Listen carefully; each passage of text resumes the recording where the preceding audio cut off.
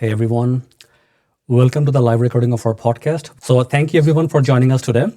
If you're joining us for the very first time, this is the Member Launch podcast. Welcome. And I am your host, Farhat Khan. In this podcast, we learn how to grow your association membership and other aspects of your association overall. And this is a live recording of our podcast, also being live streamed on LinkedIn. So if you're joining us live, either on LinkedIn or here, welcome. We'll actually take questions from the audience today as well. And today we are excited to have like a special episode with like no one other than our co-host Bruce Rosenthal, and we are celebrating his book launch. Bruce, thank you so much for joining us today with a brand new book. So I'm just going to like show the book on camera here. So if you are not familiar with the book, this is it, Mastering Association Corporate Sponsorships. And today we're going to like talk about Bruce's journey in writing the book, and we will actually go deep into the book and reveal some of the ideas here as well. All right. With that, let's get started. Bruce, over to you. My very first question, let's hear a bit about yourself and your work with associations, and why did you even write the book? Sure. And thanks, Farhad, and thanks for the invitation to the book launch party, and thanks to everybody for coming to the party. Hopefully, you have refreshments for the party. Maybe you could get a sponsor to pay for the refreshments for the party. Actually, no, we'll talk about why that wouldn't work.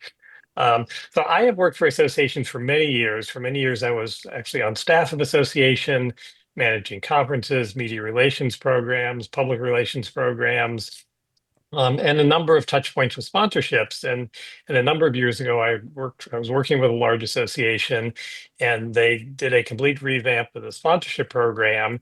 And the last component of they had hired a consultant to help them with that. The last component of the consultant's recommendations was a senior level staff person to run the program.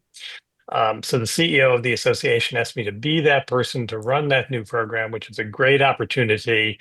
Um, and I knew who some of the sponsors were. What was actually, I think, in the back of the association CEO's mind when he asked me to take on this role. I had been working with the association for about 5 years, and I knew others on staff. So I already had built relationships, and we'll talk about the importance of those relationships in the next hour or so as we talk about the book.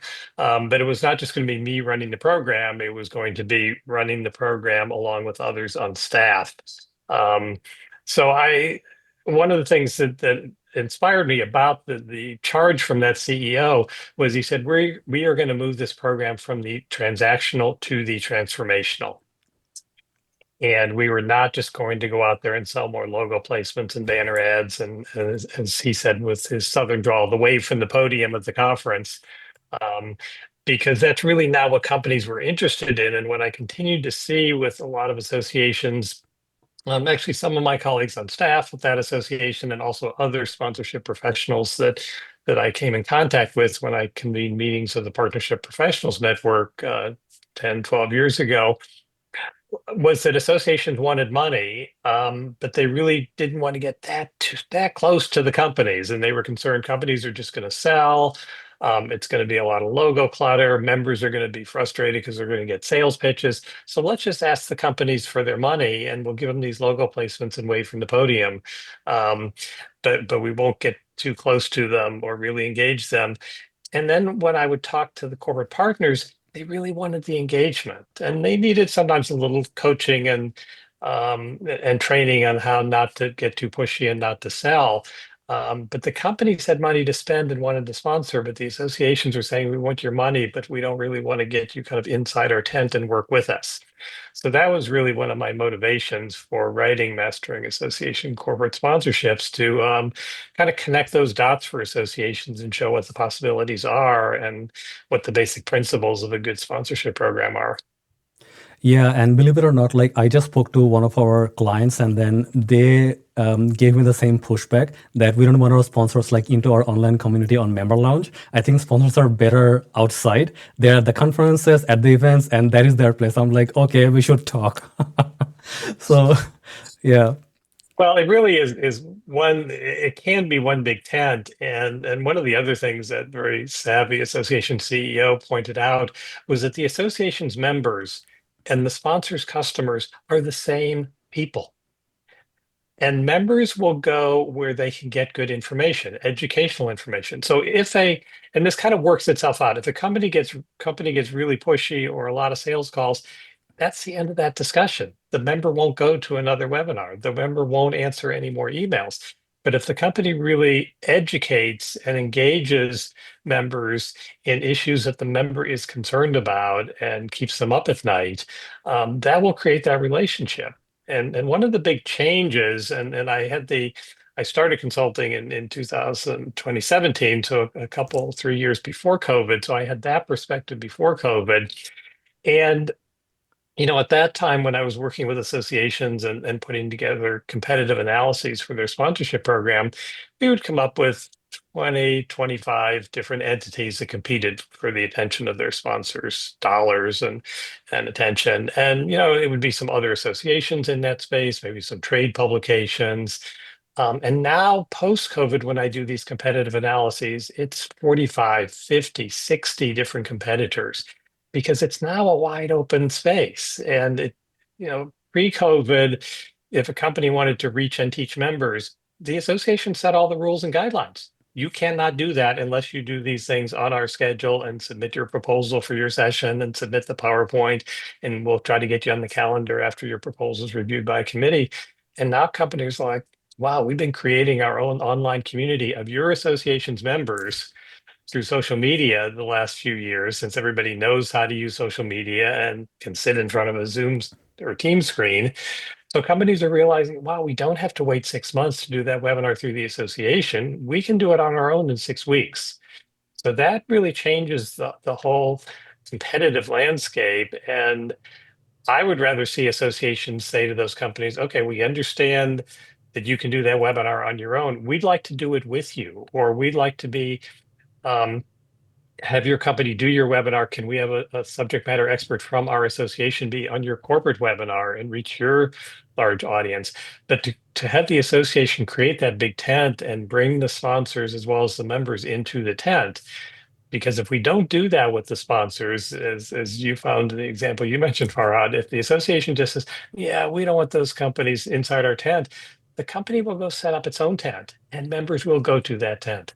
Yeah, and oftentimes, like many of the sponsors actually have like a huge reach. They have more funding, they have more resources at their disposal than the association itself, and as a result, they're able to execute like with tremendous speed and precision, right? So you do not want to compete with them in any way. You want to kind of like co-create and collaborate with them to deliver value for your members. Right. I was on a call a few years ago with an association client and one of their corporate partners, and we were looking for what is that value proposition, and the company talked about what sort of messages, educational messages they wanted to get out. And the CEO of the association I was working with said, with some sense of pride, well, we could have your company as a sponsor on some of our webinars. We reach 250, sometimes 300 people with our webinars. And to kind of your good point, Farhad, the company said, yeah, we could do that. However, when we do webinars, we get 1,000 people at our webinars. And what was this? I thought that conversation was going south real fast, but what the company said, what we lack on our webinars is independent thought leadership.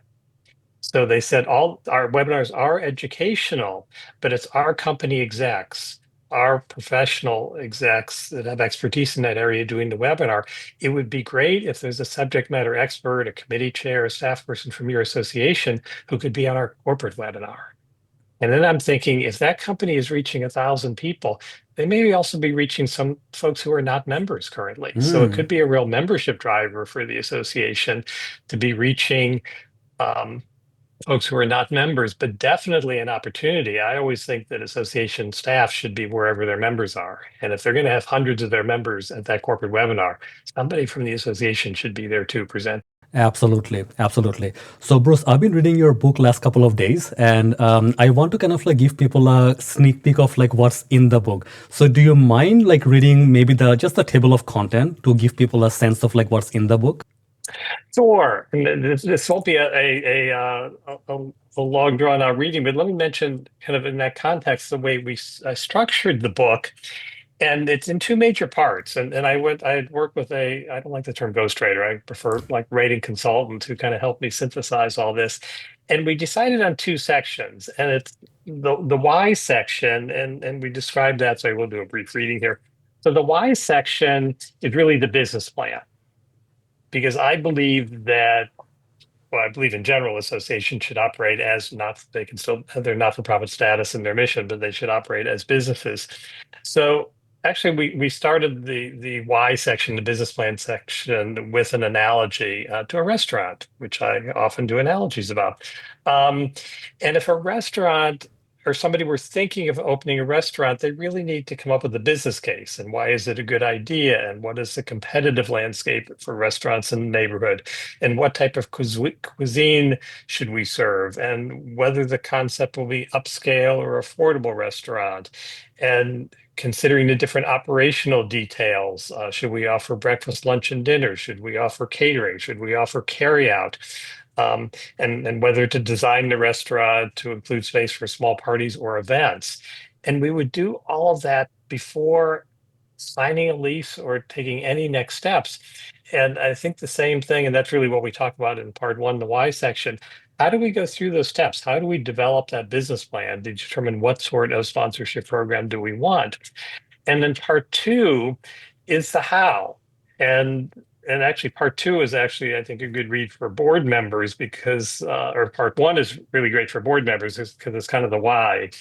And the how, some of us might say we don't necessarily need board members to be involved in every day-to-day operational, but the why is really after we have the business plan in place, what is the operations plan? How are we going to actually make this work? So, continuing with our restaurant analogy, so it's after developing the concept, the next step is to design the menu, to create the recipes, to determine the staffing needs, what sort of wait staff and chefs do we need, and to provide training in working as a team.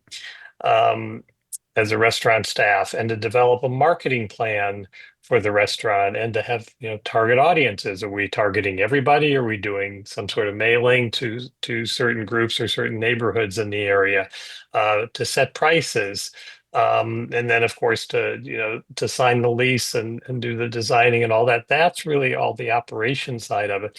So I think it's useful to think about when developing a corporate partner program. Um, what is that why are we doing it, and we kind of start that section with recognizing the competitive landscape. We have a couple of case studies in there about other associations, a small one and a large one, and how they were successful in revamping their corporate partner programs.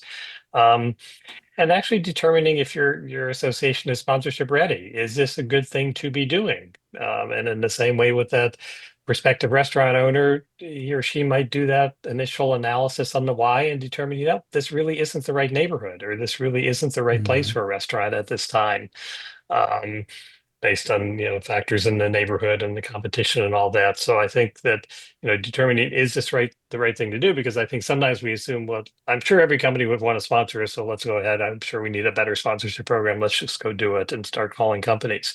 Um, and one of my favorite chapters that we'll talk about more in the next hour is the marketing agency model, and really looking at the sponsorship program as a marketing agent. So you're looking at the association as an agency and how we roll it out and identify clients and bring in sponsors based on that. Um, and then the part two, the how, is really the how do we go about it? How do we get the staff engaged? What is the go-to-market strategy? Um, how do we handle stewarding sponsors? Because once they sign up, that's really the beginning, not the end of the process. So how do we keep them engaged for the next year? When I was running that program at an association years ago, they were year-long customized corporate uh, partnership agreements. And I was doing what I saw as really the day-to-day servicing with those folks. And my supervisor was the one who actually had done the initial selling before I started working on the project. Um, and so my supervisor came to me after about 9 months and he said, well, I'm sure it's going well. We've had some conversations over the months. Is it time for me to start calling the companies about renewing for the next year? And I said, based on the relationships that I built and the ongoing contact I have with these companies, I think they're all in for next year. So it's really that ongoing stewarding and servicing and communicating with companies that kind of takes it out of that concept of we're going to sell and then we're going to have they're in for a year and then we're going to go back 11, 12 months later and sell again for the next year. Um, and measuring success, because any business, back to the business model or the restaurant model, there needs to be some measurement. What are our goals in terms of, for the restaurant, revenue, meals served, people served, looking at the analytics? What sort of turnover is there in customers? Do we have repeat customers? Do we have folks that have used that party room 3 times during the year for different family and business gatherings? So looking at our sponsorship program the same way, who are the companies that are interested? Which ones have come back? Which ones have gotten more engaged over the years? Um, and then determine just how to get started, and to take that leap and take the next step to being committed to a better sponsorship program. So, Bruce, you know so much about sponsorships and you've been doing it for so long. When you decided like what to keep in the book and what to like leave out, like how did you decide on that overall? Now, most of the thoughts with my ghostwriter writing advisor was more around the outline, and we went back and forth a couple times before we came up with the why and the how. And once we came up with the outline and realized those were the core things folks needed to know, about setting up the program and staffing and pricing and recruiting sponsors and stewarding them and all of that, our process was that I sent the ghostwriter a lot of my materials, and I do a lot of Mm. writing on LinkedIn and articles and PowerPoints and all that. And she reviewed those, and then she would interview me for an hour for each chapter. And then a week or two later, she would send me a draft and she'd say, here it is. I took kind of all those things you wrote and sent me, and then a lot of what you talked about, Bruce, in our interview, and I put it into this chapter. And based on her skill, in most cases, she pretty much nailed it. And Mm. that's what I had really struggled with, because actually I had the idea 2 years ago of writing a book because I thought I know how to write. I've done a lot of writing. And a year later, nothing had happened. I still didn't have something with a front cover and a back cover. Um, so I was mentioning that to a colleague of mine who said, "Oh, I have somebody you should talk to." So she contacted the ghostwriter, and her email was, Elaine, Bruce has a book in his head and he can't get it out. I think you two should talk. So it was really that step of working with her, and it came out to be about 100-page book. So it's not a long read. And at one point I was thinking, well, should it be longer? But it said what it needed to say, because Elaine took what I had written and what I said in those interviews, and there was also an advantage. She had done some work with associations years earlier. But she didn't necessarily know more or less about sponsors than anybody else who I see reading this book. And the book can be read by, directors and VPs of sponsorships and partnerships, or they can be read by a marketing director or a CEO or a board member, and it's understandable to any of them. So when I would review the chapters that she wrote, and I realized if she wrote this and this makes sense to her, then this will make sense to that audience. I didn't want Mm. something that was very long and technical, and it doesn't get into a lot of details about non-dues revenue and UBIT taxes and all of that, because it was more important to get folks engaged, to realize there is a path forward. Here's what we need to do. There will be other opportunities for associations, through their other readings or trainings or hiring a consultant or whatever, to get into more detail if they want. But this is really I don't want to say it's a primer, because I believe it's more than a primer. It covers everything, all the topics one needs to know to create a successful corporate sponsorship program. Yeah, but I guess like it can be very nuanced when you're trying to execute the whole plan, the process, and there will be like many more questions that people might have. And I think that's when like that's where you come in, Bruce, right? So you also consultant sponsorships? You actually help people with the sponsorships as well. So are we doing like a giveaway today that you want to share with the audience? Sure, and we'll post something in the chat. So what I'd be glad to do today for association folks who are on the call today, if you'd like, they're on the podcast today, if you would like to set up a half-hour discussion with me about your association's corporate partner program, and then at the end of that conversation, if you send me your address, I would be glad to send you a free copy of the book. Woohoo! There you go. By But the this way, will be so you'll get both a free book and you'll get a meaningful conversation because when you send me that message in Calendly, there'll be a window there about the conversation. Include the name of your association, so I can look up your association um, and do a little research, or if you want to include a link to your sponsorship prospectus. So I will definitely give you some good tips that you can use, and you get a book too. that's wonderful. All right. So there's a link on chat if you don't mind, like booking a time with Bruce to discuss your sponsorships a little more. Bruce will be happy to help you out. All right. So moving on, Bruce, which one is your most like exciting chapter in your point of view? It really is that functioning like a marketing agency chapter, Okay. um, and it partly derives years ago, and it was actually even before I was working on the sponsorship program. I was working at an association, and we had a new initiative we were ready to launch. And one of my colleagues said, "Oh, I have a friend who works with a marketing agency. She'd be glad to give us some pro bono support on how to launch this new initiative." So I think there were three of us on staff that went over to meet with the agency. I thought we'd meet in a small conference room. We were meeting in a large conference room, and it was the head of the agency and two people with laptop computers taking notes and a large wall-sized whiteboard. And the head of the agency asked us questions for 90 minutes. She asked us all about this new initiative, why we were launching it. She did not ask us what services we wanted. She didn't say, "Do you want an ad campaign? Do you need a website for this?" She asked us questions about goals and objectives for the project. What were we trying to achieve? How did we determine members needed this initiative? Did we see any competitors, other organizations that were offering a similar service? And it went on and on and on for 90 minutes. And these two people on their laptops are you're frantically taking notes of everything, and stuff's going up on the whiteboard. And so at the end of the 90 minutes, I naively said, "So, what can you do for us?" And she said, "We'll schedule a call for next week because we're going to take all this information from the laptops and from the whiteboard and from the discussion, and we are going to think about it. We're going to get with our other colleagues at the agency who do social media and websites and speaker training and all those different skill sets that we have in our back pocket, and we are going to see what sort of strategy would make the most sense for your association with your new initiative." And when I took over the role of VP of Corporate Partnerships at the association, that was in 2009, just as the economy was going the wrong direction. And even though we had a good new program with some good benefits, it was still kind of a prospectus and a couple different levels, and we were kind of send out this prospectus to folks. And I realized there were companies that, because of the challenges with the economy, were probably going to get no new business from our members for the next 2 years. So I started thinking about what are some other ways that we can engage these companies. And I started thinking about that marketing agency model.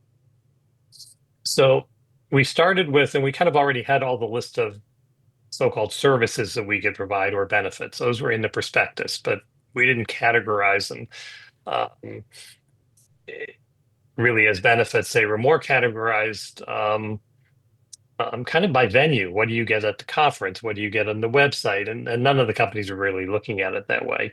Um, so what we started doing with renewals of the corporate partnerships and with new companies coming into the program was to have the marketing agency conversation with them.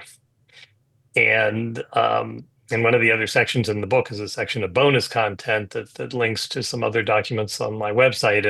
And one of the items of bonus content for Mastering Association Corporate Sponsorships is kind of a list of exploratory questions that association execs can ask companies. And they are questions around: what are your company's goals and objectives? What do you want to achieve with our members? How do you think members perceive you now? How would you like to be perceived? Do you want to reach a segment of our members? And that flips the whole model, because for I don't know how many decades, sponsorships have always been priced based on the more people in the room, the higher the fee. And companies aren't looking at it that way. Companies are now measuring, they're looking at ROI. And in some cases, if their goal is, and again, associations are not selling for companies, we're positioning them for success. If we can get companies in front of the right 50 people based on whatever demographic, type of member organization or company, location, size, titled individual. Getting them in front of the right 50 people could be more valuable to that company than doing a speaker introduction to the general session in front of 5,000 people. So asking companies all of these questions, showing genuine interest and empathy. And again, so this has to shift from the discussion Farhad and I had at the beginning of this conversation about associations that, oh, let's keep the companies kind of to the side. We don't want to really get too close to them. But to show interest and empathy and ask follow-up questions. Ideally, these discussions are best with two association staffs, and somebody can take a lot of notes. And if the company starts to get into, oh, well, we'd really like to get a list of your members and email addresses, or we'd really like a bigger booth, those are tactics. Let's talk about goals. Let's talk about what your company wants to achieve. And those conversations, I've seldom done them in less than 45 minutes. You can try scheduling it for a half hour and keep people wanting more, but we've often had to extend the conversation. But it's usually a good 45-minute discussion. That discussion in itself is a differentiator because for years, and recently as 2 weeks ago, companies will say, we have never had this kind of interest on the part of an association that we sponsor. And in some cases, companies are saying, we sponsor 30 associations a year. Nobody's ever asked us about our business goals. Nobody has ever Mm. cared to ask us about our business goals. So just by asking them, and I even start off the conversations with companies by saying, we are selling nothing today. You will not hear us talk about gold, silver, bronze, prospectuses, upcoming conferences. We are here to learn about your company. We are the association of whatever. Your company is involved with our members. We'd just like to have a conversation to see if there is some common point where we could partner together. And then kind of true to form back to my experience with the marketing agency years ago, at the end of those conversations, I'll say to the company, I have pages of notes here. Thank you for the conversation. Can we schedule a call for next week? And then in my role as a consultant, or when an association exec is doing this on their own, then it's going back to the team, going back to talking to the folks on staff that manage social media or the website or the education program or the member database, and saying, we have a prospective sponsor, a prospective client here, and this is what their goals are. How can we help this company achieve their goals? And it's going to be different for every company. So that's why the older model that I had worked with, where here's what you get at the conference, here's what you get at the website. Maybe the company doesn't want to have a big presence at the conference, or maybe they always have Mhm. a competing event that week and don't need to be at your conference. Or so I'm opposed to the policy that says every sponsor must get an exhibit booth. Every company doesn't want an exhibit booth and doesn't want to pay to ship a booth there. So maybe they'd like to hang out at the conference and not have a booth. So customizing those uh, benefits, those services for each company, and then going back to the company after that analysis has been done with staff. And again, this is where the staff buy-in is important. So we don't want to have staff saying, sorry, that's not my job, or I can't help you with that for a couple of days. Um, but to go back to the company and say, first of all, here's a brief proposal, page and a half. Your company said you wanted to reach this segment. Here's kind of the message that you want to get out. You want to be known as an expert in this, not just selling a product with a product number to solve that problem. Here's what you want to be smart about.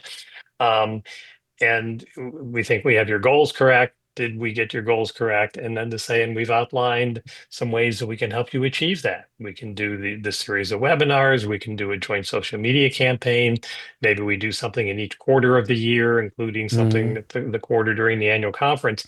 And then the company begins to look at it like this is a holistic year-long plan, because more and more companies are saying that even when the conference is great, they'll say, yeah, that was a great 3-day experience. And we market 365 days a year. And not that we need a sponsorship component 365 days a year, but having a great experience for 3 days, even with a little pre and post visibility, usually does not achieve a company's outreach goals and business objectives. Um, so so I generally find that companies are it's sometimes a little back and forth, and sometimes companies themselves, this is a new approach for them also, where they're still like, and how big is the booth? And well, we're not really talking about that. That's a tactic. Let's talk about some of these other, how about the webinar campaign? Does that seem that'll position you for success? And I did one of the first companies that I did this with back years ago when I was with the association. We presented them with this idea of a survey of a listserv and a webinar and a podcast and something at the conference.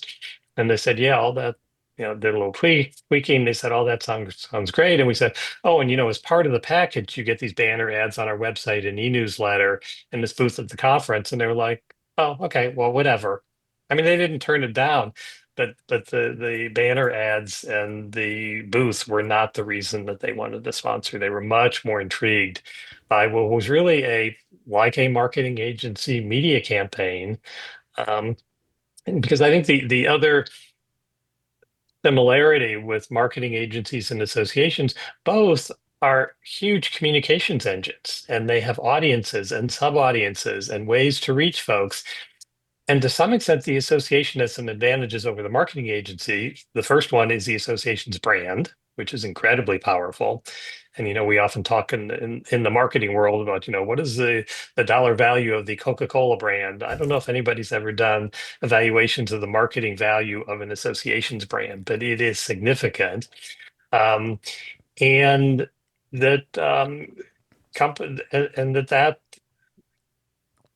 companies, and I think companies don't always view associations as a marketing engine. So I think we need to go to a little effort to present associations as a way of solving those problems for companies, with that brand identity, with the co-branding, with the collaboration.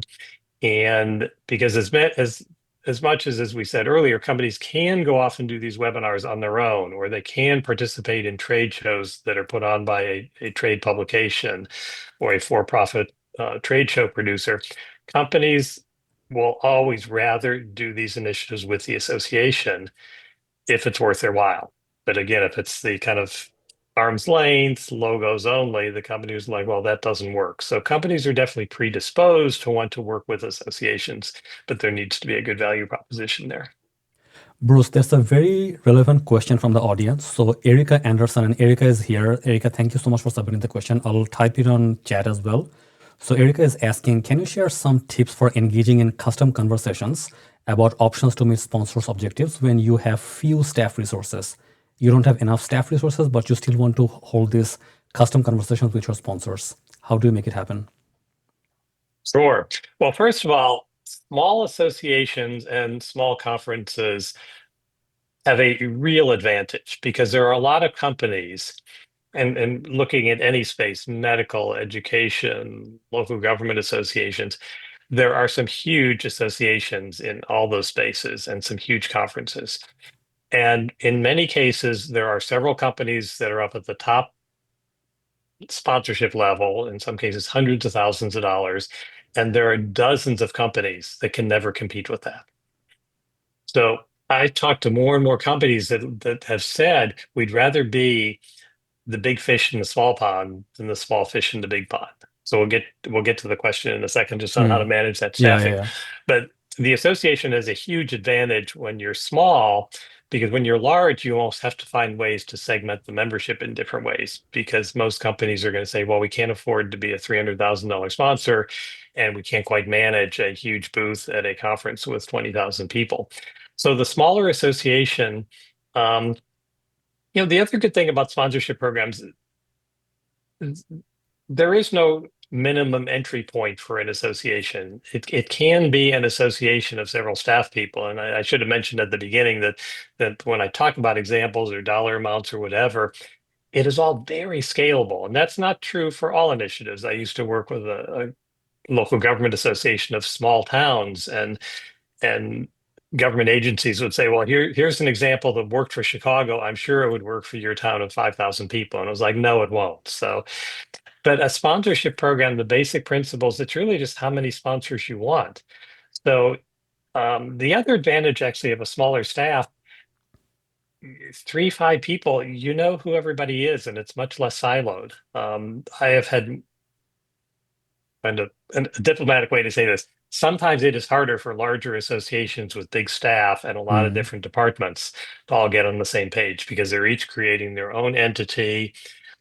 In some cases, they have an older model where different departments are all selling their own sponsorships, and they don't want to give up that turf for big annualized centralized sponsorship programs. So I've had a lot more, some good fun success with smaller associations. And just one case study, it was a small association several years ago. I think they had 4 staff, budget of, I think, a little over $1 million. And the executive director came to my colleague and me and said, can we bring you on board as a consultant to revamp our sponsorship program? We basically have conference sponsorships. We want year long. And my colleague and I talked to her, and our first reaction was, we probably shouldn't even take this on. They've only got 4 staff. And the executive director said she's going to be our point of contact, that she will be at every biweekly meeting and she will provide all the information we need for our research and analysis on their current program and their pricing model and what they have to offer.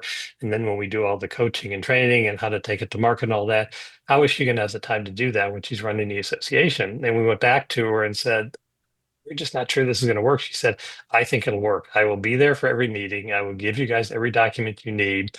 I will participate in every training and coaching. I will be on every call with prospective sponsors. And she was. And she initially sold 3 year-long corporate partnerships. So I think it was moving from the level of something like $4,000 conference sponsorships to $60,000 year long. So the revenue from those first few sponsorship sales, she hired a part-time person to run the program. So it was incremental growth. This is one big difference from my restaurant analogies. The restaurant, unless you're going to start with something like a food truck, it's hard to like kind of start a restaurant. You yeah, kind of really have to go out there and rent the space and hire the decorator and do all the build out and hire the staff. And that can be 6 months before you see any money coming in. And the sponsorship program in that example with the small association, it was the executive director that took the lead. So it can be an executive director, a marketing director. It is really that commitment to that model that is most important. And just to continue that story, so we finished our engagement with that client, and she and the part-time person she hired were good to go. And we get an email a few months later from the executive director, and she says, I got a problem, guys. Can we get on a Zoom meeting? So we scheduled a Zoom meeting with her and we said, how's it going? What's the problem? She said, well, we're sold out. And we got more companies interested because we had set it up for 6 year-long corporate partners because that was their capacity to do that stewarding and servicing during the year. And we said, well, good problem to have. So talk to the companies and see, like any other business operation, you can only back to the restaurant. If you've got a party room and it's booked on that night and somebody wants to do a party, see if they can find another night, or if there's something else, or maybe they can get a table in the corner of the restaurant instead of the private room. Is there a workaround? If not, it's like, well, sorry, we just can't serve it this year. And that's what we have to say to some companies, or keep a waiting list, or say, when does your company make decisions on sponsorships? Let's get in touch then, and we'll see if something's opened up. So good problem to have. So that was, I think, a great example of a small association where it can work. It is much more the commitment. A larger association might say, well, let's create a larger prospect list and we're going to make 5 calls a week and we're going to set up a bunch of meetings. And a small association might be, well, we're going to make 2 calls a week and to reach out to companies. And our goal will be to get 3 year-long corporate partners in the next year. And that's fine too. absolutely. And I guess like with small associations, I think it's like much easier to organize things like within their team. There are no silos across departments, right? So I think it's much easier in Hmm. general. And you can also probably like try like one to many approaches. For example, like I just got like an email from like someone looking for sponsors, and they were asking us to sponsor. And in that email, I actually got the whole package in an email. And then like if I see anything interesting, I will reply and I'll book a meeting, right? So I think like you can always start by sending an email blast with the options, and then with a link to book a meeting to have that chat. And also, I guess like you mentioned that you can always have the discussions maybe only 30-minute long at the beginning. And when you so if I'm thinking strategically, if you were to kind of like provide that customized approach for sponsorships, I would like target the bigger ones first and then go down the priority level like from there, right? So that may be a good approach. Yep. No, and I think, there can be a role for the prospectus, I think more for the transactional. Yeah. But I have always found that the companies will spend more for packages than pieces. So even companies that might buy several a la carte things during the year, webinar sponsorship and a lanyard sponsorship at the conference and something else, if that is really packaged and that account exec is really not only selling like a marketing agency, but then servicing during the year like a marketing Mm. agency. So again, smaller and better and easier in the small staff. The association where I used to work was 70 staff. So I was the point person for each of the corporate partners that wanted to have any interaction with any of those staff. In the same way that a marketing account exec in an agency, if the client is having questions about the website design, they call the account exec, and the account exec connects them with the person on the team, agency's team that does the website. Um, but again, easier in that smaller association because it's often people just if it's an in-person environment, just down the hall and not in the other wing of the building. Yeah. And Bruce, I think like in the last couple of episodes of our podcast, we talked about delivering year-round engagement and value to your members and leveraging your sponsors to do that. I think like with that, we have to rethink the role of the sponsors that like they're not there just to kind of like place their logo or to talk to members, but they can actually co-create content and you can together deliver value to your members as well. Can we talk about that a little? How can we leverage our sponsorships to deliver year-round engagement? Sure. So I think, well, let's start with the members because Yeah. it's always members first. It's the members and mission first, and Yeah. then sponsors after that. So sometimes there's some pushback from staff and some board that, well, what if a company wants to push out whatever information and that's not important to our members, and then we're spending a lot of time pushing stuff out and members don't need it. Um, don't ask companies what they want to push out. Start by identifying what members need. And especially in these kind of challenging times the last few years with a whole range of new issues, and whether it's specific to executive orders or global issues or environmental issues or social issues or workforce issues, there are a whole range of issues that most associations, whether they have 3 staff, 30 or 300, probably don't have all the staff expertise that they need to answer members' questions all the time. So this is a great opportunity to also another way to engage staff and board, have that discussion. What do members need? Or if it's a larger association and you're actually tracking in some way, engagement and posts on an internal listserv or online community, what are the questions that are coming up the most that we don't always have the answers to as an association? And then to think, are there some corporate partners out there that are already doing webinars, that are already doing content, or they just have the expertise in that topic? And this is another way to engage the companies in that if we call the companies and we say, we've got a conference coming up in 6 months and we've got platinum, gold, silver, bronze, and the gold is almost sold out. Call me back by the end of the week and I'm sure I can get your company in. Those companies usually don't return those calls or those emails. But if we call a company and we say, our members have really identified this workforce issue. We're an association of hospitals, and staffing is becoming extraordinarily challenging now. And how do we recruit and retain staff? And we see that your company has expertise in this area. Can we talk? Those calls tend to get returned. And then that's the opportunity to set up that 30 or 45-minute exploratory call and to talk to the company more and to say, oh, you have this workforce initiative. And it may be a company that's an HR related company, or kind of in that example of the healthcare environment, it could be a company that sells medical supplies, but they have a very robust HR recruitment program and might have some expertise to share. So having a discussion with that company on, what are the goals of your workforce initiative? How do you want to get the word out? Or are our members an audience for that message? Maybe we come up with a way to work together.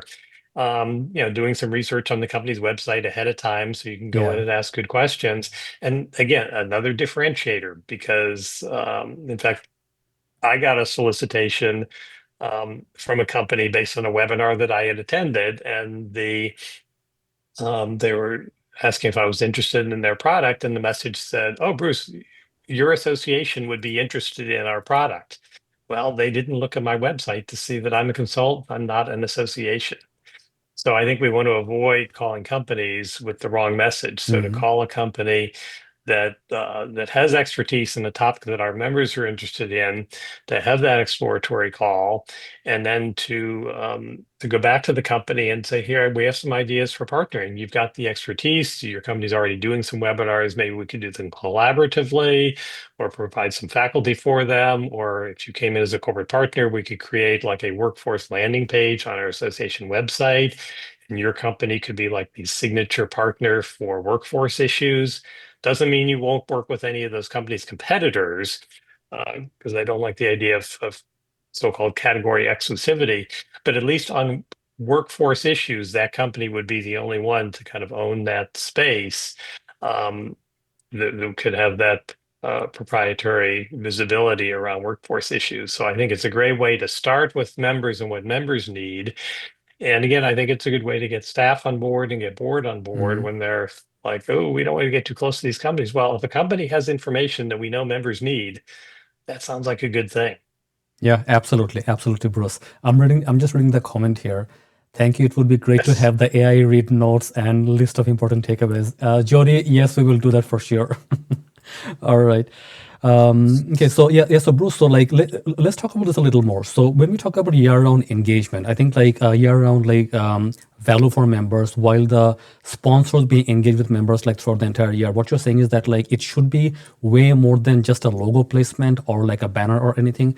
It has to be more along the lines of delivering true value to members and mostly through thought leadership, right? Absolutely. It's one of my other kind of revelations when I started working on that sponsorship program at the association in 2009, when the economy wasn't cooperating and companies were struggling to justify, because they are starting to measure the ROI of their sponsorships. And so I hired a consultant and I said, could you interview the top 10 corporate partners, the ones who are paying top dollar, uh, confidential interviews, come back and tell us what you learned.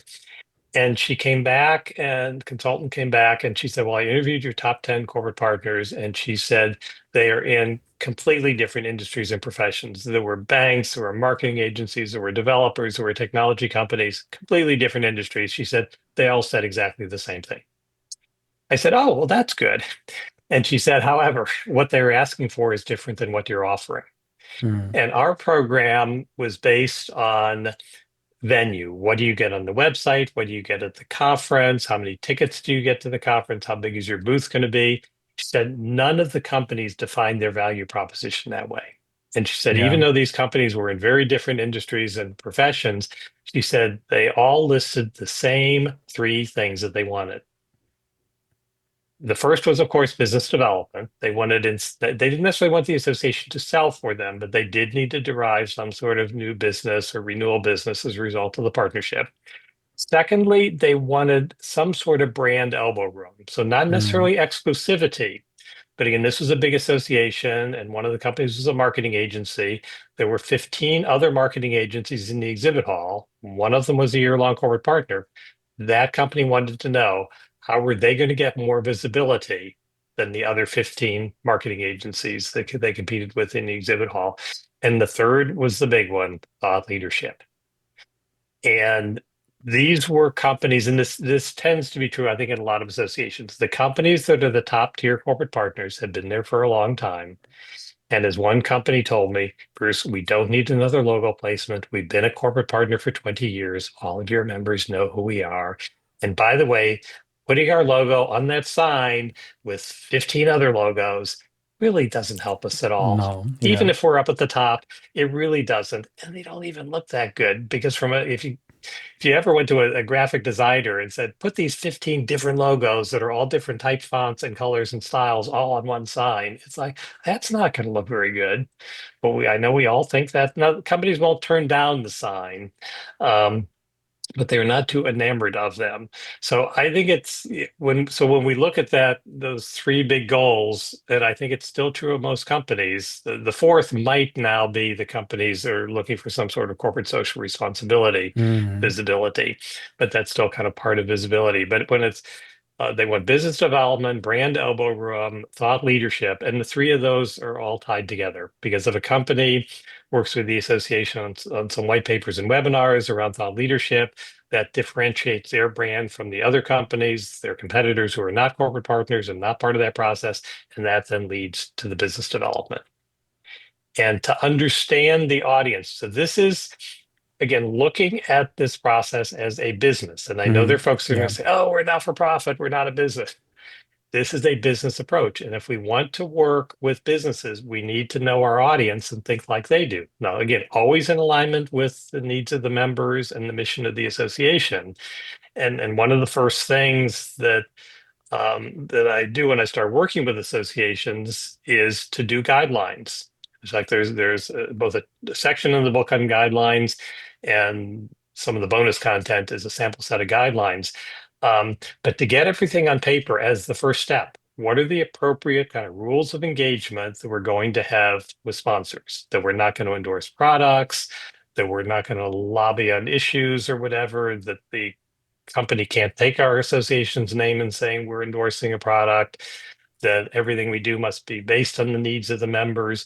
And the last sentence of those guidelines is, if the sponsor partner company violates these guidelines, the CEO of the association has the authority to terminate this arrangement immediately, and you don't get your money back. I've never seen it come to that, but the first audience for those guidelines is the staff and the board of the association, just so they are convinced from the beginning, we are not selling out. And these are the guidelines. And then those guidelines can be shared with companies. They can be included in written contracts with companies. These are our guidelines. This is how we are going to work together. And it doesn't always work at the beginning. And during some of those negotiations, if the company just keeps coming back with, I need a lead list, I need those email addresses, that's the only way we're going to partner. So if you give us the email addresses, we will give you the $100,000. And in fact, I had a client a number of years ago. We had wrapped up the engagement, and she called me a couple months later, and she was here in the DC area where I am. And she said, could you come down to my office? I got a problem. So I went down to her office, and she said, I was at a conference last week and had drinks with one of our top corporate partners. And he said he'd be glad to renew the partnership. And he had some requirements, and they involved like introductions to members who we thought were good buyers for them. It was a very salesy sort of thing. Mm, And then she said the company executive wrote a number on a napkin and pushed it across the table. It kind of sounded a little seedy to me, but the number on the napkin was $100,000. mm, And it was not a big association. And she said, what should I do? And I said, don't take it. And she said, well, we need the $100,000. And I said, well, unless you can negotiate something around this, it's a slippery slope to start selling for a company or doing something inappropriate. I think the company also wanted to co-brand the association's website for 6 months of the year, have their mm, logo on the homepage. I said, what will the other companies say? Well, so you're right. It's $100,000 from this company. You've got $600,000 from other sponsors. What are they going to say if they start seeing this other company's logo on your website for the next 6 months? And she said, yep, you're right. So there are definitely some times we're going to want to say to companies, I think like any other sort of partnership negotiation, this just isn't going to work. mm. And again, we're running a business here. This isn't a good business proposition for our association and our members. We'd be glad to connect you with a person to sell you a bigger exhibit booth or some ads. That would be a great way to keep your company involved. We really like your product and service. Our members like seeing you at our show. Be great to see you in the exhibit hall. Maybe we can talk again in 6 months. Mm. And I guess like another way would be as well that if the company is offering you $100,000, give them another way, to kind of like get to the same like goal in general, right? So like not in the way that they're asking, right? But what we can do is that like create a package where like their objectives are still met, and you get the sponsorship money in general to help your association grow. But then like it's a win-win overall, but not in the same way that the company is asking for exactly, right? There are always ways to kind of like work around things.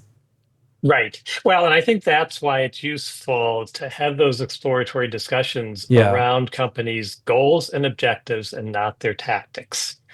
And there was a company that came to me years ago. They were a corporate partner, And our conference was coming up, and each of the corporate partners, year-long corporate partners, could pick one thing at the annual conference that they wanted to be the sponsor of. So we weren't selling all these things a la carte.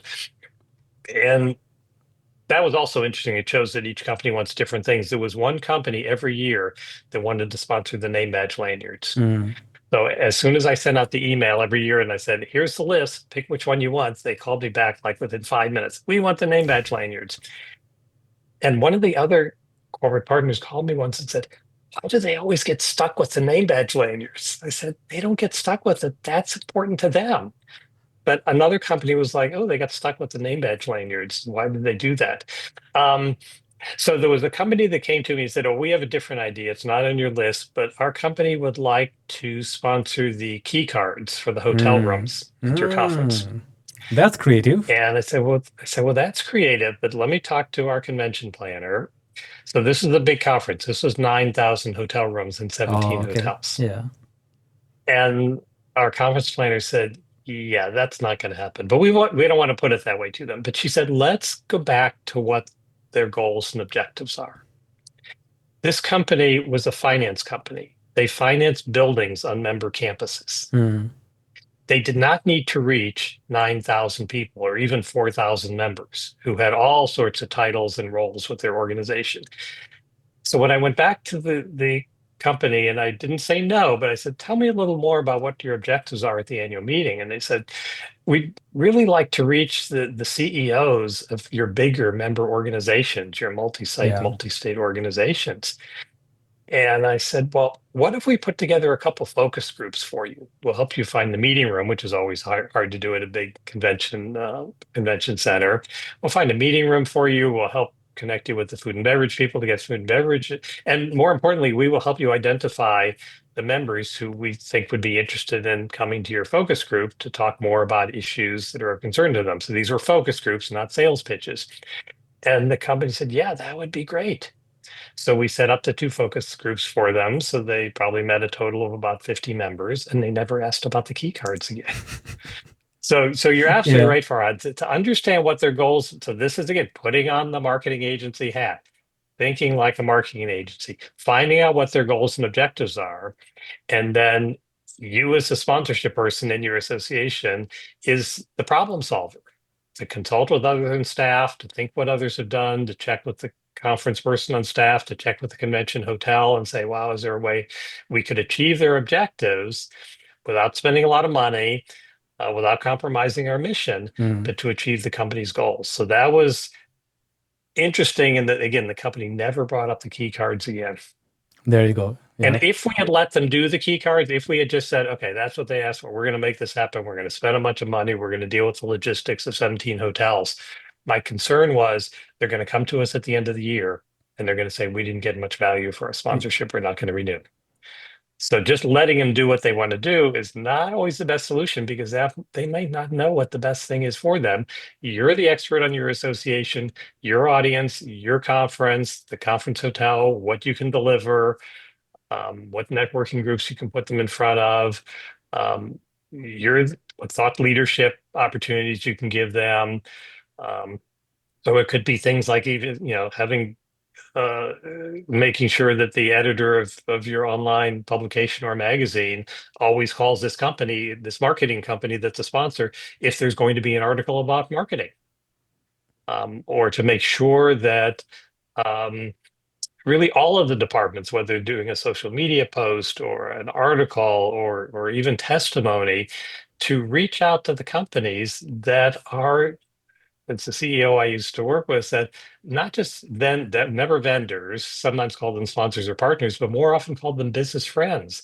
These are the folks that we work with, and at least give them the opportunity to speak at that webinar, to be quoted in that article, to provide a case study for congressional testimony. That's where they feel like they're part of the process, or to come in and really be the solution to problems for members. I had been working with an association where the members were retirement communities, and there was a reporter for a major newspaper that just really had it out for retirement communities, that they were a Mm. bad investment and they were taking people's money and they weren't refunding the money and didn't help our members, obviously. So we decided to put together a task force that included some of our retirement community members, a couple of board members, and three of our corporate partners that worked with retirement communities that did advertising for them, or developers or finance companies, and said, can we all work together? And the corporate partners were delighted. So basically, we were getting free advice from them and free access to their information and their research. And we said to some of those companies, we need some data behind this. Is this true that retirement communities are not refunding money? And some of the companies had expertise in that area and could provide the data. So it really was a team effort, and the companies were glad to be part of the process. And again, back to the beginning of our conversation, not the hands off, don't let them in the room, but yes, invite them in the room. And maybe they'll say no, or maybe they'll say, we're busy this week, but thanks very much for inviting us. It also gave those three companies the opportunity to be sitting shoulder to shoulder with board members and members during those task force meetings, which was a good thing too. Got it. Yeah. Bruce, I think there's a very good question from Jody on chat here. So Jody is asking, can you provide another example of thought leadership, like a few more examples? So ideas that come to mind for me would be like for definitely webinars, one, a company presenting the webinar completely on their own. The second would be the company kind of like co-presenting a webinar with the association, maybe in a panel setting, two companies together presenting, panel setting. Then I think blog, submitting blog on their website. That can be one example. What else comes to mind? Sure. One that was mentioned to me a number of years ago at a networking meeting, it was an association, their members were Parks and Park Services, and they had some corporate partners. And with one of them, they identified a 12-month media campaign, and they picked a topic for each month of the year. So one was like clean up the parks, the other one was like conservation, the other was prevent forest fires. So on the designated day of each month, they did joint social media campaigns and tagged each other. There you go. And the company had some good content. So on preventing forest fires, on cleaning up the parks, on conservation and or water safeties, avoiding sunburns, all of those good topics. And so it was leveraging the association's credibility as the association in that space and the company's expertise. So again, kind of going back to the company was looking for some sort of brand differentiation. So they get good co-branding with the association, looking for thought leadership, definitely position them as the expert, had kind of a corporate social accountability spin to it also, because the company was out there doing the right things to keep people safe and clean in the parks. But that became part of a year-long campaign. And I think the other way to look at that is it makes the renewal process a lot easier. So then you get to month 10 or 11, and it's like, should we renew for next year? It's like, oh yeah, we've done this. We're 10 months in and we've got all these clicks on all the social media posts. Wouldn't that be a great thing to do again? Another good opportunity for associations with corporate partners is they go under a few different names: corporate advisory council.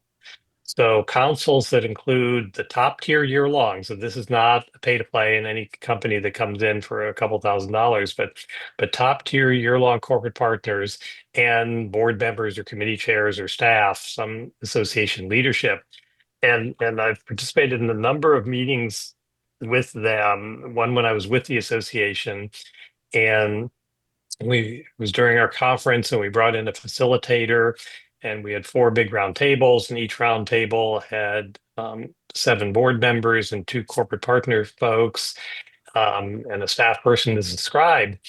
And then we brought in a facilitator, and she had questions like, what's keeping members up at night? What are the biggest challenges in this profession? Talk for 10 minutes and ring the bell. And then the corporate folks would kind of musical chairs move around to the next table. So it gave them some good face time with each of the board members.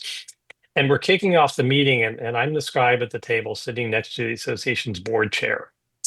And she's sitting there with her arms crossed. Doesn't want to be there at all. And so we get 10 minutes into the conversation around the first question, what's keeping members up at night? And good conversation with board members, and the corporate partners had some good insights. And the board chair sitting next to me leans over and says, Bruce, can I borrow a few sheets of paper from your pad? And she furiously takes notes for the next hour and a half. So sometimes board members aren't excited about being in those meetings. They should be excited about being at those meetings, but huge value to both the association and the corporate partners, because they each have expertise on what those key questions: what keeps members up at night? What are the biggest challenges for our profession? Um, and also good opportunities for corporate partners to look smart in front of board members. And I had another opportunity a few years ago with a client organization, a specialty association of doctors, and I was at their corporate advisory meeting, which included board members and senior executives from their corporate partner companies sitting around a big conference table. And the question for the hour was, what are the biggest challenges for our profession? And they went around the table with board members and corporate folks answering the question. And I realized that if my eyes were closed, I would not have known who was answering the question because they had the same answers. So whether it was a board member or a corporate person, it was around how do we provide quality care for patients? How do we have good relations with nursing staff in hospitals? Medicare, Medicaid reimbursement, insurance company reimbursement, regulatory issues, the same issues. They are all in the tent Mm-hmm. together, wrestling with the same challenges. And then they talked about action steps, and they said, well, maybe we could create a subcommittee, and this subcommittee that would include some corporate partners and some board members could work on a letter for the insurance companies, and some of them could work on a meeting with some of the federal regulators, and to work together as a team because we're all working on the same issues. And the ultimate goal was quality care for patients. So again, it's hard to put a dollar value on that, but the companies were delighted to Mm-hmm. be part of that. It was exclusive to those year-long corporate partners, so not a pay-to-play where anybody could get in the room for $1,000. But it's a great exercise of whether a staff meeting, either department heads or all staff meeting, what do we have to offer? And it's almost the other flip side. What should we not offer? I mean, do we not want to offer sponsorship of our ethics committee or our board meetings? Would that be inappropriate? So sometimes there are a couple things, but usually when I ask association staff, is there anything that should not be sponsored? Usually they can't think of much, and I can't Mm-hmm. think of much either, other than maybe something like an ethics committee or a board meeting or something. You don't necessarily want a sponsor logo on it, but really any communication or thinking department to department. So the membership database department, can they segment the members in such a way? So if a company says, "Wow, we really want to reach HR directors in member companies of a certain size in a certain geographic area," how many members would that be? Um, and I look at sponsorships as an overarching goal, and there should be a role for everyone on staff and definitely every department on staff in understanding the program, in identifying things that they could offer to corporate partners, in reaching out to corporate partners when they need help with something. Um, but but definitely to look at it as a role for everybody on staff. And sometimes they get some pushback, like, well, we don't have time to do that. That's not our job. We have a director of sponsorships. That's his job. That's her job. Um, and then I even sometimes confidentially get the pushback, oh, we work in silos. We don't really work well together.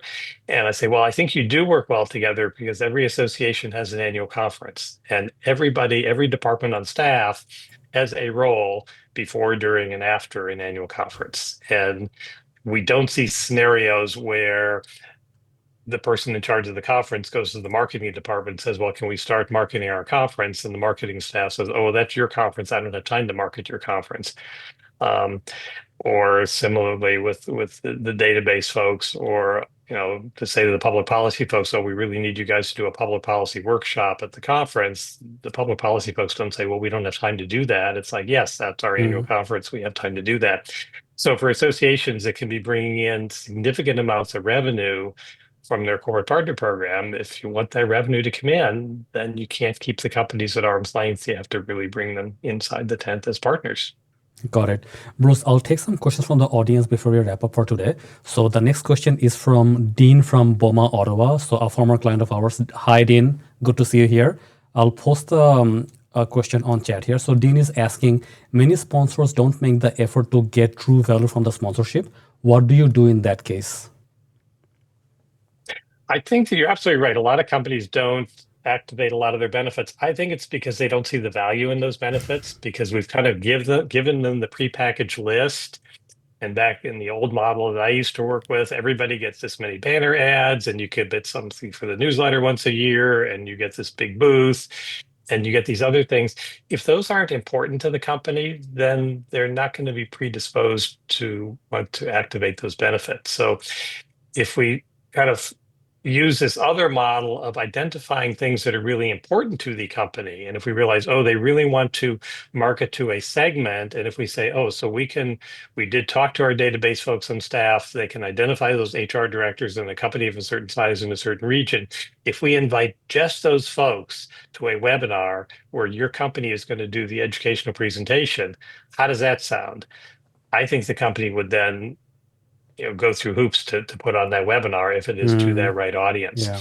So when we identify things that are important to the company, or if the company says, worked with a company a number of years ago that had expertise in, they're a big food vendor provider. They also did lounges in airports in different places. And they said, what if we Oh, did wow. a lounge at your conference? Yeah. And actually no sales stuff. They had a couple of brochures there, but basically the company said, we'll work with the convention center to get in some comfy furniture and some computers so that members can check their email. It'll just be a lounge, like an airport lounge, off the crowded convention floor where folks can relax. That was their expertise. That was important to them. So they delivered. They had a staff person there full time to check on the refreshments and everything in the lounge. They paid for the refreshments in the lounge. So I think when we include in the benefits package things that are important to the company based on their business goals and marketing objectives, they will deliver. And then maybe also require a little reminding. So whether it's calendar reminders, whether it's having bi-monthly check-in calls with each of the top tier corporate partners. So note I said top tier. We're not going to be talking to every company that sponsors, name badge lanyards for $800. But for the year-long corporate partners, regular touch bases, and it's like, oh, let's look at the calendar. So, we're going to work on this webinar in 2 months. Let's talk about when we're going to do the promotion and when we're going to line up the faculty, and are we all agreed to that?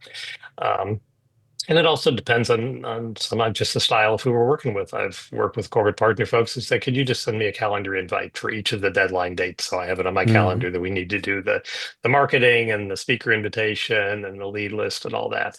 Um, so I think, working with each company where they are, and that's again the advantage of having a customized program for a relatively small number of year-long corporate partners, where you're really providing that marketing agency, account exec concierge service. yeah.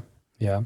For sure. And I guess it's also helpful to look at the sponsor's website or getting an understanding of what are they good at? Are they good at thought leadership? Are they good writers? Are they great on camera to speak on podcasts, or is it something else? See what they're doing on their website already, and maybe you can double down on that. If you invite them to do things that they're comfortable with, like for example, if someone invites me to write a book, I will not write a book. But if someone tells me to speak on camera, I will jump up and down to do that, right? So Good so point. Yeah. yeah. So what is someone comfortable with in general? I think so, and then build on No, and that. that's a good point. And even what both what they're good at and what they're smart about. So some before when I'm preparing for a call with a prospective corporate partner, yeah, I'm going to their website. Have they posted websites? Do they have a podcast? Have they posted podcasts on their Mm, website? yeah. Um, and the reality is that a lot of members might not go to a corporate website to look for a podcast recording, even if it's defined as educational. So my discussion with the company is, well, what if you were a top year-long corporate partner of the association, and we created not a corporate page for you, but kind of back to that workforce example, a workforce page, powered by ABC company on our website, Mm, and just have your podcast over in the association's website. yeah. The reality is they're probably going to get a lot more clicks from members on the association's website than on the company's website. Totally. Totally. Yeah. So Bruce, next question. This is from Duncan Jennings. So Duncan is asking, how do you immerse sponsors into the membership without the membership feeling oversold too? So I think this is very much like an online community or everywhere, throughout the year. Well, it's I think when we find things, so kind of it's a good kind of flip side to companies will do what's important to them, members will read what is important to them. Yeah. So if we're starting this whole exercise with creating a corporate partner program with what do members need, So if we've determined members need information on workforce issues or tariff issues or quality issues in our profession, whatever it is, and we find companies who provide that content, I don't think members would feel overwhelmed. I hear, I think we've all heard more stories of members being overwhelmed, but because they get so much information, not just from the corporate sponsors, but from the association itself. So I think if we start with what do members care about, and we really shouldn't be sending anything out from corporate partners in any quantity if members don't care about that issue. Mm. Yeah. If it's either kind of a peripheral issue, it's not really a top issue for members. Definitely not if it's salesy. And I think that's also where the coaching comes into play. Um, because sometimes companies knowingly or unknowingly misbehave. They get too salesy. Um, and when I've had companies come into the office to meet with the association staff, I remind the company, let's not start by talking about your corporate history and your org chart and where you have regional offices, but why don't you start by talking about a success story of how you helped a member Mm. achieve some greater success or some improvement, which, by the way, is another way to engage companies in something that matters to them and can be of value to staff. And this is a little more prevalent pre-COVID when folks were more likely to be in the office and there was a centralized office. But I would ask every couple of months a corporate partner to come to the office for a day. Nice. And Yeah. they would sometimes send 3, 4, 5 folks, and we would start with kind of continental breakfast with the senior staff for an hour, and then sometimes a meeting with the CEO for an hour, and then I would divide the rest of the day in meetings with each department head in the association, and to talk about what is the company seeing out there, what are the members seeing out there. We'd learn a lot from the companies. I think they learned a lot about us. And then we'd wrap it up in the afternoon with an all staff meeting with a presentation from that corporate partner. Not that they didn't have a few refreshments there to entice staff to come to the meeting. Um, and it did take a little cajoling for staff to come to the meeting. But again, I did the coaching with the companies ahead of time. And I said, you got to capture their attention and talk about what you're doing in this profession. And there was one meeting, this is when I was with an association of long-term care providers, and there was a company that was talking about a new model for retirement communities, which tend to be very pricey. And they were talking about a model of affordable retirement communities. Mm. And as the session wrapped up, the head of education for the association came over to me and said, Bruce, could you introduce me to that corporate partner? I think that would be a great session for our annual meeting coming up. I'm like, yes. So we made a point of connection where a staff person happened to hear a presentation from a corporate partner and said, that's a great topic. We should educate our members about it at our conference. So that's looking for the multiple win of engaging the members and the staff and the companies and the association being the great connector of all of those. Totally. And before we wrap up for today, once again, this is the book that Bruce wrote, and we're going to post a link on chat here to book a meeting with Bruce. And if you book a meeting with Bruce, Bruce is giving away a free copy of the book to anyone who books a meeting. All right.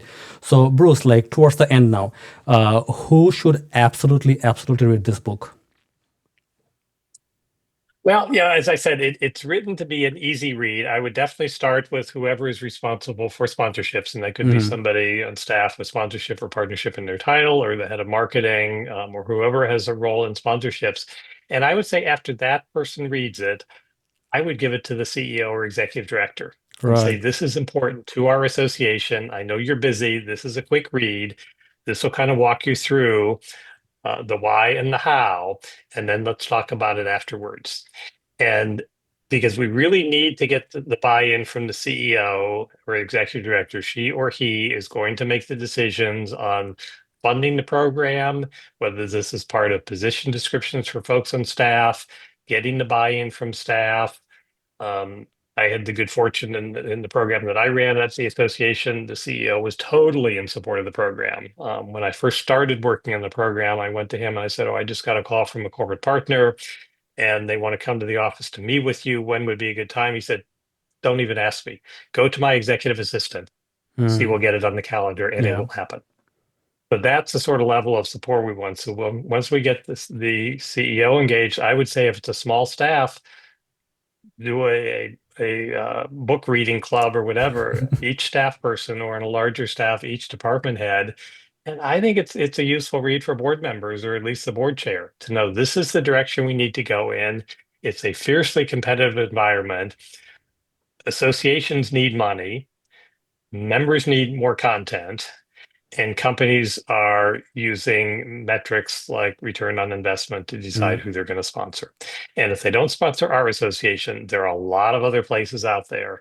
And it's not just some other big association. It can be, as there was one corporate partner that told me a couple of years ago, we can get more visibility from $10,000 of Google ads than a $50,000 sponsorship in the association.